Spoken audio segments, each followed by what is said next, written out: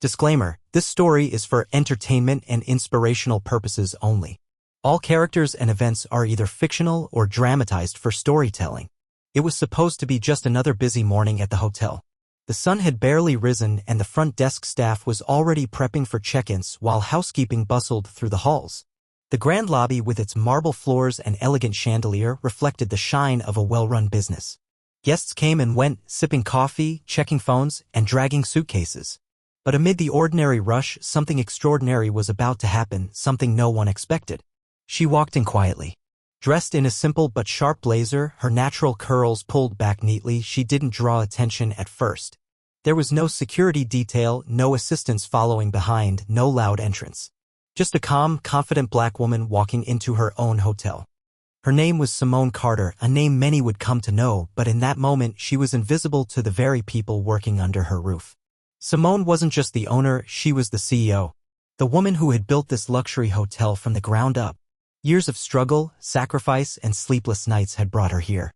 Yet as she approached the front desk to observe how her staff handled guests, she was met with cold eyes and fake smiles.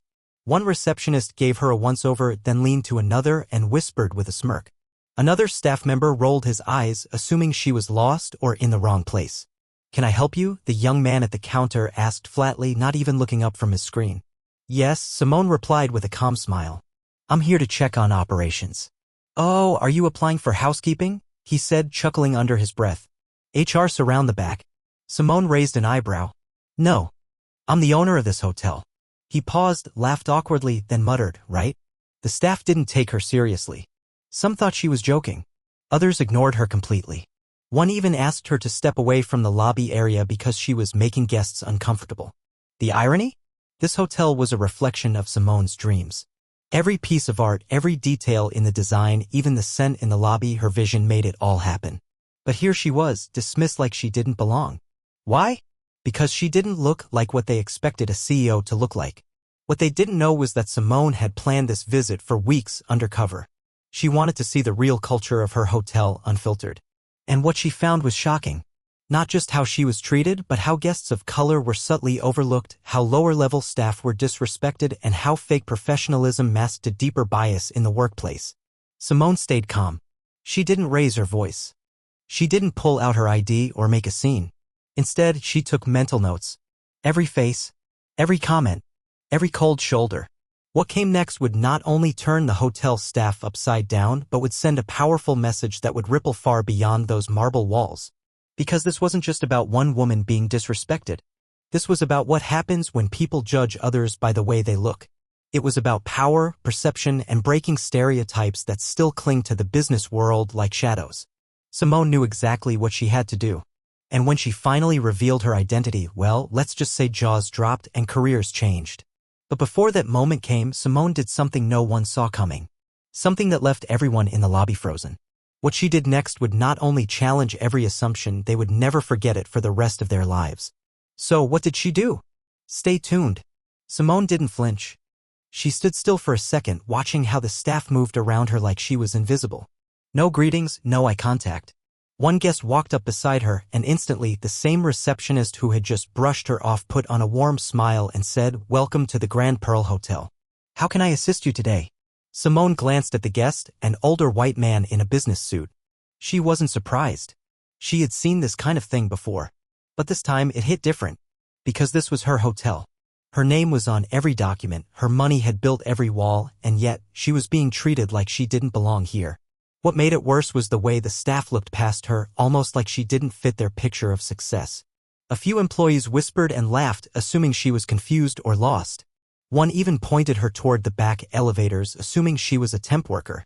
But Simone didn't react. She was collecting more than just impressions, she was watching the culture she had trusted others to uphold crumble right in front of her. And while they mocked her, Simone was also remembering. Remembering how hard it had been to get to this point. Years ago, when she first walked into a bank with her business plan, the loan officer barely skimmed her proposal before saying, "You might want to start with something smaller, like a boutique spa, maybe?" The message was clear, they didn't think she could handle a full-scale hotel. But she didn't take no for an answer. She found other ways. Grants.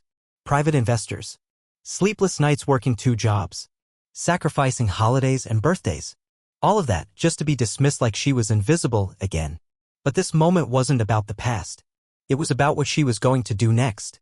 A few steps away, the manager on duty, a sharply dressed man with a loud voice and flashy watch, was laughing with a group of guests.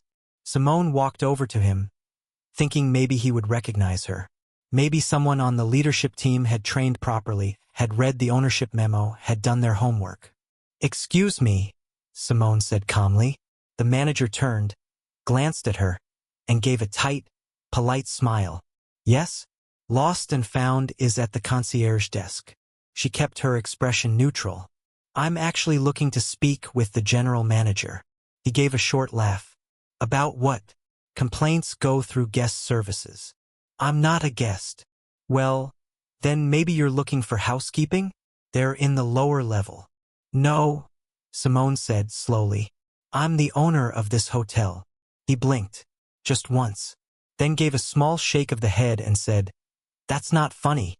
"Look, ma'am, we're very busy this morning." She didn't push back. Not yet. Instead, she turned and slowly walked across the lobby toward the cafe, where a young black woman behind the counter gave her a warm smile. "Hi there, what can I get for you?" Simone smiled back. "Just a tea. And your name?" "It's Maya." "Thank you, Maya. You've been the first person here to treat me with basic respect." Maya blinked, confused, but she sensed something serious was going on. Simone sat at a small table by the window, sipping her tea quietly while the rest of the lobby kept moving clueless. She watched. She listened. One guest at the front desk had questions about accessibility, but the staff grew impatient. Another guest, a young couple of color, was completely ignored until they asked twice for help. The subtle favoritism, the fake smiles for some and cold faces for others, it all spoke volumes. And in that silence, something started to shift in Simone's mind. This wasn't just about one bad experience. This was about the bigger issue: who we assume has power and who we assume doesn't. Who gets respect automatically and who has to earn it again and again. Simone reached into her bag and pulled out a thin leather folder. Inside were photographs, reports, even emails. She had been quietly auditing her staff for weeks. Secret shopper visits, guest surveys, even footage from lobby cameras. This wasn't random. It was a test, and they were failing. And yet, even as the pressure built around her, Simone didn't reveal who she was. Not yet. She wanted to see how deep the rot went. Then, without warning, a security guard walked over.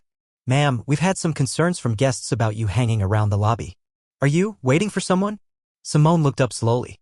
Calm, collected, and more powerful than anyone in that lobby could see. "I'm exactly where I need to be," she said softly. The guard hesitated, clearly confused. "We're just asking guests not to linger unless they're checked in." Simone took another sip of her tea. Her voice didn't rise, but every word carried weight. "I'm not a guest. And I'm not lingering. I'm observing. And very soon, I'll be addressing this entire staff." The guard blinked. "Addressing the staff?" She gave a quiet smile.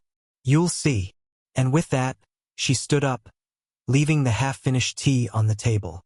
The clock above the concierge desk struck 10. The time had come. But what happened next? No one saw coming. Simone walked through the hallways of her hotel slowly, deliberately. Every step echoed softly on the polished floors.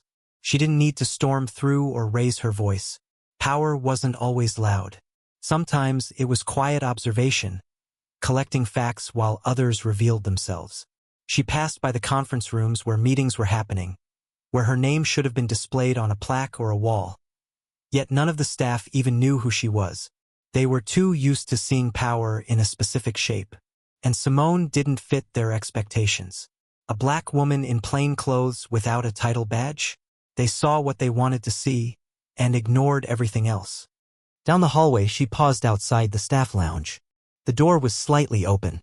Inside, she heard voices. Two front desk workers, the same ones who had mocked her earlier, were laughing. "Did you see the look on her face when Jake sent her to HR?" one said. "Yeah, I swear she thought she was somebody important," the other laughed. "Probably just looking for a job. Bet she's one of those women who always had big dreams." "You know the type." Simone's jaw clenched slightly, but she didn't move. Let them talk. They were showing her exactly who they were when they thought no one important was listening. The truth was, this kind of disrespect didn't start and stop in one moment. It was part of a culture, a pattern. And Simone knew that if it was happening in her hotel, it was probably happening in other branches too. That made the issue bigger than just her experience. This wasn't just a personal insult, it was a leadership failure. She made her way toward the executive offices upstairs using her private access card. Only a handful of people knew she was in town, and even fewer had ever met her in person. One of them was Marcus, the regional operations director who had worked with her for 5 years. Loyal, sharp, and one of the few who never judged her by her appearance. When she stepped into his office, Marcus stood up immediately, eyes wide. "Simone, you're here?" he asked, surprised. "Yup. I've been here all morning." He frowned. "I didn't get word from security." "Were you? I came in without notice," she interrupted. "I needed to see how this place really runs when no one knows I'm watching." His face went serious. "And?" Simone sat down, laying the leather folder on his desk. "It's worse than I thought. Staff ignoring guests of color. Favoritism at the front desk. Disrespect toward lower-level workers. And the moment I walked in, they treated me like I didn't belong." Marcus sighed, rubbing his hands together. "We've been doing diversity training, Simone. I swear. But maybe it's just surface level.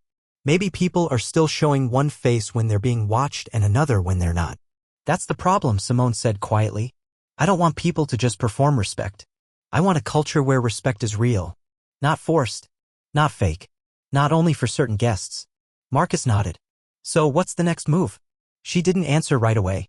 Instead, she stared out the window overlooking the street. Below, guests were checking in, staff was buzzing around, and the same smiles were being handed out selectively. "We're not ready for a public announcement yet," she finally said. "But I want every department head in the boardroom in 1 hour. No excuses." While Marcus went off to handle that, the scene was unfolding in other parts of the hotel too. In the employee kitchen, Maya, the young woman from the cafe, was telling another coworker. There was something different about that woman, the way she carried herself. I don't think she was just some visitor. In the lobby, the manager who had brushed off Simone earlier was bragging about how he handled a situation with a suspicious guest. "She looked out of place," he said confidently. "Didn't have any ID, no reservation. I made sure she didn't cause trouble. But trouble was already coming. Just not the kind he expected." As the clock ticked closer to 11, the boardroom on the top floor started to fill with team leaders, managers, and department heads. They chatted casually, assuming this was just another routine meeting. None of them had a clue what was waiting for them, and what Simone was about to reveal would shake the entire foundation of the hotel. The boardroom was cold and quiet at first. Soft chatter filled the space as managers poured coffee, flipped through their tablets, and adjusted their name badges. Most of them thought this was just a last-minute operations check-in. A few glanced around, wondering where Marcus was. None of them expected what was about to happen. Then the door opened. Simone stepped inside without a word. The room went still. Some faces turned toward her, confused. Others didn't recognize her at all. A few looked mildly annoyed, like she'd walked into the wrong place. But when Marcus stepped in behind her and cleared his throat, the energy shifted. "Everyone," he said firmly, "this is Simone Carter." Silence. "The Simone Carter," he added, his tone sharp now. "Founder, owner, CEO of this hotel." There was a beat of stunned silence, and then, like a slow wave, realization started to hit. Some people straightened up in their seats. Others looked down, suddenly nervous. A few, the same ones who had dismissed her in the lobby, were visibly pale. Simone didn't raise her voice. She didn't need to. The silence gave her all the power. "Before I say anything else," she began slowly, "I want you all to know, I was here this morning. In the lobby. At the front desk. In the cafe. I saw how your teams handled guests. I saw how you treated people based on how they looked." Her eyes scanned the room, pausing just long enough on each face to make it clear. She remembered everything. "I watched staff overlook guests of color. I watched employees treat me like I was nothing more than a problem to be moved out of the way. Not one person at the front desk even asked my name. Not one manager recognized me. You didn't see a CEO. You saw a black woman and decided I wasn't important." Nobody moved. The room was heavy now, full of tension, guilt, and the sinking dread that something big was coming. Simone placed the leather folder on the center of the table. "Inside this file," she said, "is a full report. Staff behaviors, bias patterns, recorded interactions, Emails, guest complaints. And it's not just this hotel. It's others too. People shifted uncomfortably. Some whispered. A few tried to avoid her gaze altogether. I built this hotel to stand for excellence. For respect. For fairness. But what I saw today, that's not excellence. She paused, letting the silence stretch long and sharp. And now, I'm going to make some changes. No one in that room could have imagined what she meant by that. But they were about to find out. Before anyone could respond, Simone turned to Marcus and nodded. He stepped forward, holding a small remote, and pointed it at the large screen on the wall. The lights dimmed slightly as video clips began to play, footage from lobby cameras, staff body mics, and audio recordings from secret shopper visits. The room went silent as voices echoed through the boardroom. I don't think she can afford a room here. She's not the type we usually serve. Just tell them we're booked. We don't need the kind of crowd tonight. Each clip stung more than the last. Managers and department heads sat frozen, many realizing their voices were the ones being played. No amount of training seminars or staged team-building sessions could erase what was captured on those recordings.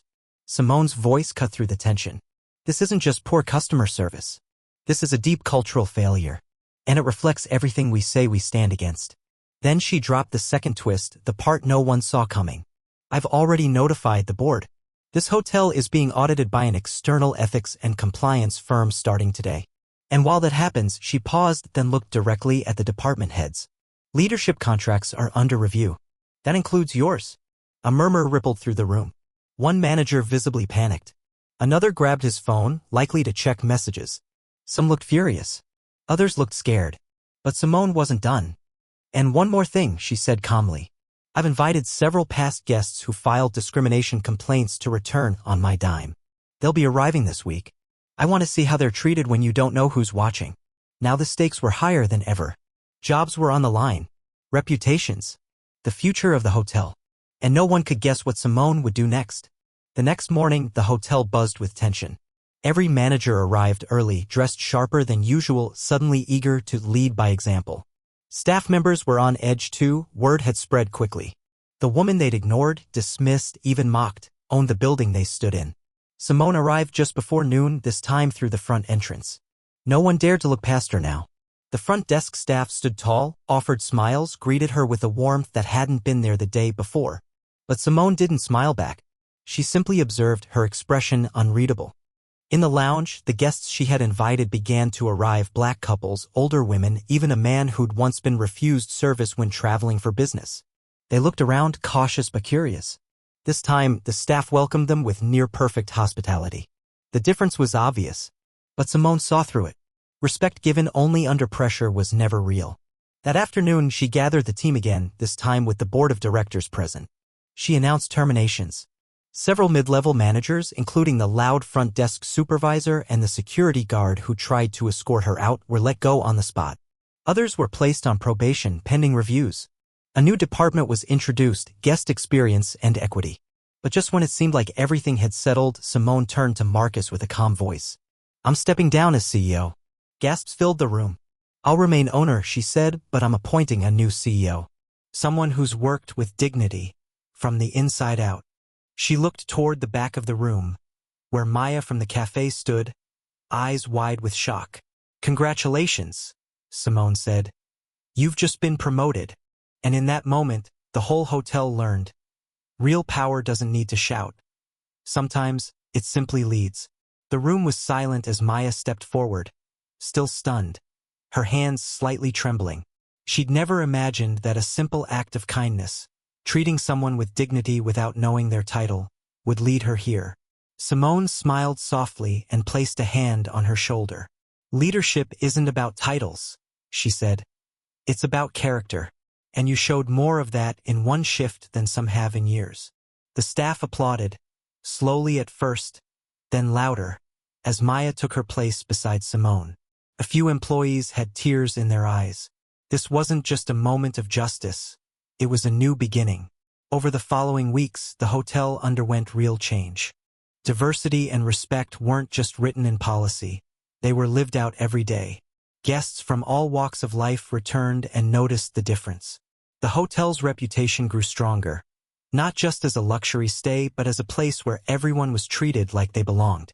Simone stayed involved behind the scenes, Mentoring Maya and ensuring the culture she had once dreamed of was finally taking root. And the staff?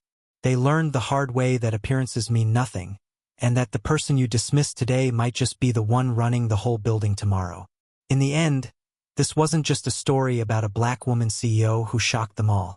It was a reminder that true leadership breaks barriers, challenges bias, and changes the game for everyone. And Simone Carter didn't just change her hotel. She changed the standard.